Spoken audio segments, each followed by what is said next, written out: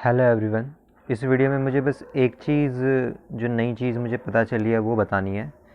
ये फॉर्मूला तो मैंने आपको बता ही दिया था, slope is equal to q divide by 2.303 n k T.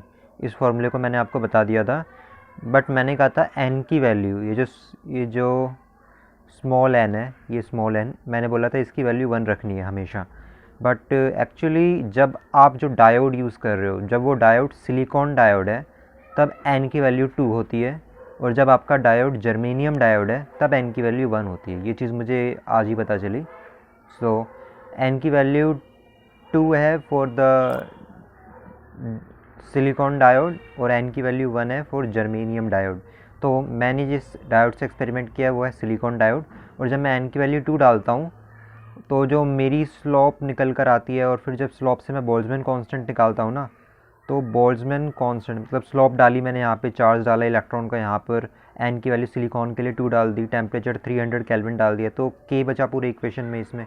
तो के की वैल्यू कैलकुलेट हो जाएगी इस इक्वेशन से, क्योंकि बाकी सारे वेरिएबल्स की वैल्यू हम नॉन है, हमें पता है हमें सब वेरिएबल्स की वैल्यू एक्सेप्ट के की वैल्यू। के की वैल्यू हम डाल, के की वैल्यू ही अननोन है, बाकी सब वेरिएबल्स की वैल्यू डाल दी, एन की डाल दी, टी की डाल दी, क्यू की डाल दी, स्लोप की डाल दी, स्लोप की डाल दी ग्राफ से, इन दोनों के ग्राफ से। सो सिर्फ के जो अननोन वेरिएबल वो निकाला जा सकता है। सो जब इसकी वैल्यू मैंने निकाली एन की वैल्यू 2 डाल के, क्योंकि मैंने सिलिकॉन डायोड यूज़ किया जिसके लिए एन की वैल्यू 2 होती है।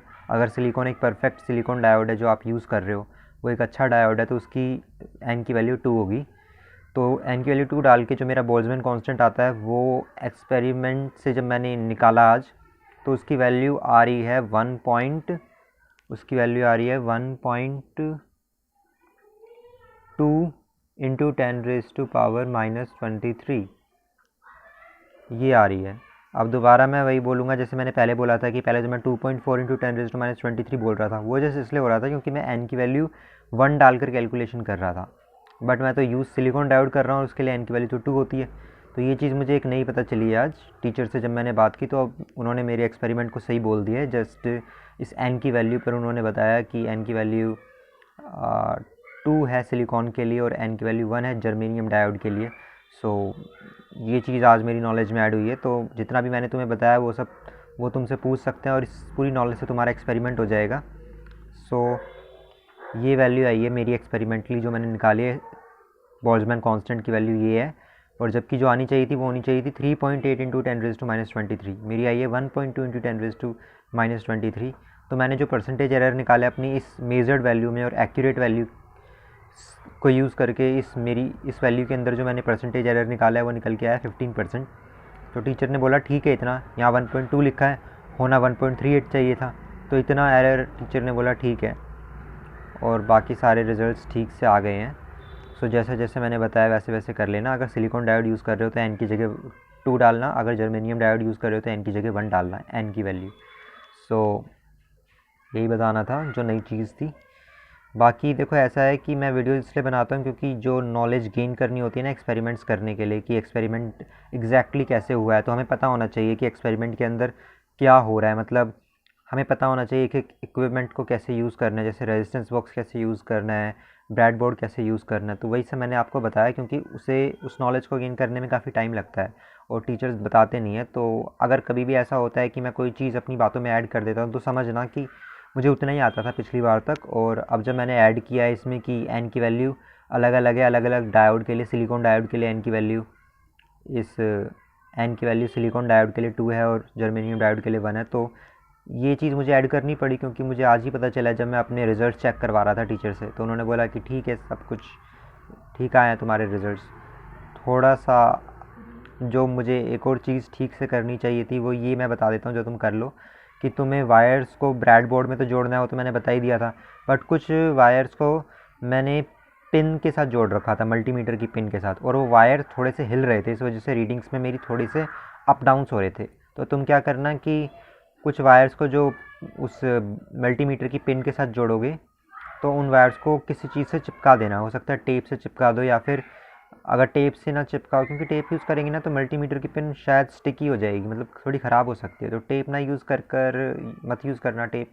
तुम एक मोटी वायर ले लेना जिसके वायर्स काफ़ी मोटे और उस वायर को ढंग से छील लेना, उसके बाद उसके मोटे वायर्स को पूरी तरह रोल कर देना मल्टीमीटर की पिन के अराउंड, जिससे वो बिल्कुल ढंग से वायरिंग हो जाएगी, उस मतलब ढंग से वो चिपक जाएगी वायर से, एक दूसरे से वायर चिपक जाएगी मल्टीमीटर की पिन से, जिससे रीडिंग्स में कोई भी एरर नहीं आएगा तुम्हारी।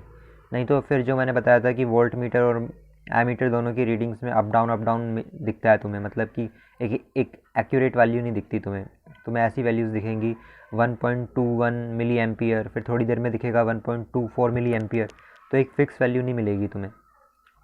तो इसलिए तुम्हें वायर्स को ढंग से जोड़ना है, वायर्स अगर ढंग से नहीं जुड़े होंगे तो वैल्यूज़ में वेरिएशंस मिलेगा तुम्हें, और तुम एक्सपेरिमेंट परफॉर्म नहीं कर पाओगे, डाटा नहीं बना पाओगे। ये जो टेबल बनानी है, ये टेबल नहीं बनेगी तुम्हारी, इसमें यहाँ पर तुम समझ नहीं आएगा यहाँ पे 0.12 लिखूँ या 0.14 लिखूँ, क्योंकि एमीटर की रीडिंग बार बार बदल रही होगी अगर वायर्स ढंग से नहीं जोड़ोगे तो। सो इस चीज़ पे ध्यान रखना, वायर्स को ढंग से जोड़ना, एक्सपेरिमेंट और ढंग से होगा। हो सकता है जैसे मेरा 1.2 इंटू 10⁻23 आया, तुम्हारा 1.3 इंटू 10⁻23 हो जाए, रिजल्ट तुम्हारा 1.3 इंटू 10⁻23 आ जाए, और एक्चुअल वैल्यू 1.38 है, 1.38 इंटू 10⁻23। तो ऐसे तुम्हारा और एक्यूरेसी बढ़ जाएगी अगर तुम वायर्स को ढंग से करोगे। बाकी ये मेरा रिजल्ट्स आए हैं जो मैं तुम्हें दिखा रहा हूँ, और इस रिज़ल्ट के अंदर 15% का एरर है। टीचर ने बोला ठीक है, तो ठीक है, हो गया ये एक्सपेरिमेंट। तो जो मुझे बतानी थी नई चीज़ वो थी एन की वैल्यू, जो सिलिकॉन के लिए 2 है और जर्मेनियम के लिए 1 है। इसके अलावा अपनी वीडियोज़ में कभी कभी मैंने क्या कर दिया है, MA जब मैं लिखता हूँ तो ये होता है मिली एम्पियर, इसे कभी कभी M4 माइक्रो समझ के मैंने माइक्रो एम्पियर बोल दिया। वो जस्ट मेरी बोलने, मतलब मैं जल्दी जल्दी वीडियो बना रहा था ना, तो जो भी मुंह में आ रहा था बोल रहा था, बट मैंने पूरी अपनी वीडियो सारी चेक की है कि मैंने क्या बोला है, तो मैं अपनी गलतियाँ भी जानता हूँ। मैंने बस MA को कभी कभी माइक्रो एम्पियर बोल दिया जबकि मिली एम्पियर है। उसी तरह मैंने MV इसको बोल दिया है माइक्रो वोल्ट जबकि ये मिली वोल्ट है। खैर मैंने वीडियो में दोनों चीज़ें बोली हैं, कभी कभी मेरे मुँह से माइक्रो वोल्ट निकल गया, माइक्रो एमीटर निकल गया, फिर मैंने उसे करेक्ट भी किया कि ये मिली एम्पियर है, ये माइक्रो वोल्ट है। दूसरी चीज़, बोल्ट्जमैन कांस्टेंट की वैल्यू जो होती है वो होती है 1.38 इंटू 10⁻23, ये वैल्यू होती है बोल्ट्जमैन कांस्टेंट की ये, तो ये याद रखना। हो सकता है मैंने एक वीडियो में, मतलब मैं जल्दी जल्दी चीज़ें बोल रहा था, बट मैंने पूरी वीडियोस देख ली हैं, कुछ भी एरर नहीं है उनमें, मैंने उन्हें चेक कर लिया, तो मैं तुम्हें बता रहा हूँ क्या क्या मैंने कुछ गड़बड़ कर रखी हो। तो मैं इसे माइक्रो एम्पियर बोल रहा था, माइक्रो वोल्ट बोल रहा था, एक्चुअली मिली एम्पियर और मिली वोल्ट है ये। और ये जो ये है, ये बोल्ट्जमैन कांस्टेंट की एग्जैक्ट वैल्यू है जो नेट से तुम्हें मिलेगी कि बोल्ट्जमैन कांस्टेंट इतना होता है, जबकि एक्सपेरिमेंटली मेरा आया है इतना। तो इसमें और इसमें बहुत ज़्यादा फ़र्क नहीं है। मेरा ये जो रिज़ल्ट आया है इसमें एरर है सिर्फ 15% का, और वो ठीक ठाक है, क्योंकि हमारे इक्विपमेंट्स इतने ज़्यादा परफेक्ट नहीं होते कि उनसे ठीक वैल्यूज़ आ जाए। सो थैंक यू, इसका ख़त्म हो गया, शायद और कोई पार्ट नहीं आएगा अब इस टॉपिक से रिलेटेड। 1.5 घंटे की वीडियोज़ हो चुकी हैं ये, तो 1.5 घंटे में तुम्हें एक्सपेरिमेंट समझ आ जाएगा। Thank you. और प्लेलिस्ट में जाके देख लेना तुम्हारे काम की और कोई चीज़ हो, क्योंकि मैं इसलिए बनाता हूँ कि इतनी नॉलेज गेन करने में बहुत टाइम लगता है। तो अगर हम 10-10 दिन, मतलब 4-4 5-5 दिन यूज़ करके एक एक्सपेरिमेंट अगर हम कर रहे हैं, मैं नहीं चाहता तुम भी 4-5 दिन यूज़ करो, जबकि एक्सपेरिमेंट सिर्फ 1-1.5 घंटे का है। तो तुम्हें मेरी ये 1.5 घंटे की सारी वीडियोज़ देखनी है, मिलाकर इनका 1.5 घंटे का टाइम बनता है, अप्रॉक्सली 1.5 घंटे। सो ये वीडियोज़ तुम देखोगे तुम्हारी सब चीज़ें क्लियर हो जाएंगी। उसके बाद डिपेंड करता है तुम्हारे जो इक्विपमेंट्स तुम यूज़ कर रहे हो लैब में वो कैसे हैं। अगर तुम्हारे इक्विपमेंट्स में ठीक से रीडिंग नहीं आ रही, तो मैं रिफ़र करूँगा कि एक एक करके अपना इक्विपमेंट बदल के देखना। फॉर एग्जांपल तुम्हें लगता है पावर सप्लाई में कुछ गड़बड़ हो सकती है, तो तुम पावर सप्लाई बदल लो और बाकी सब बिल्कुल पहले जैसा रखो, ठीक है। तो अगर पावर सप्लाई में कोई गड़बड़ ना मिले तुम्हें, तो फिर क्या करना, फिर तुम अपना मल्टीमीटर चेंज करके देखना, हो सकता है उसमें कोई गड़बड़ हो, उस मल्टीमीटर की जगह कोई दूसरा मल्टीमीटर यूज़ कर लेना। अगर उसमें भी तुम्हें गड़बड़ ना लगे तो तुम अपना ब्रेडबोर्ड बदल के देख लेना। मतलब तुम अपने इक्विपमेंट्स को चेंज करना अगर तुम्हारा एक्सपेरिमेंट नहीं हो पा रहा है तो। यही एक ट्रिक है जिससे हम समझ सकते हैं कौन सी चीज़ ख़राब है। So thank you to watch my video, और प्लीज़ प्लेलिस्ट में जाके देखो क्या तुम्हारे काम का कुछ हो रहा है यहाँ पर। Thank you.